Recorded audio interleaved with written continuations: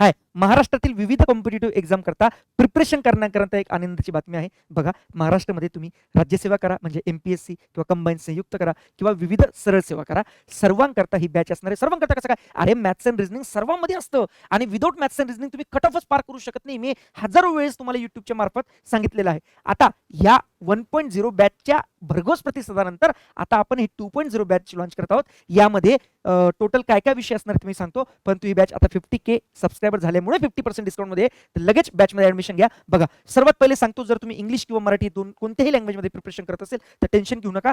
दोघांकरता ही batch असणार आहे, कारण की मी प्रश्न इंग्लिश एज वेल एज मराठी दोघांकरता आणतो. यामधल्या कोणत्याही बॅच म्हणजे एक्झाम करता तुम्ही प्रिपरेशन करत असाल त्यामध्ये मॅथ्स अँड रिझनिंग असलं की मी ते कव्हर करणार. आणि ऑफिशियली सांगतो, या बॅचमध्ये एवढं सगळं म्हणजे मी एकदम बेसिक पासून सुरुवात करणार आहे.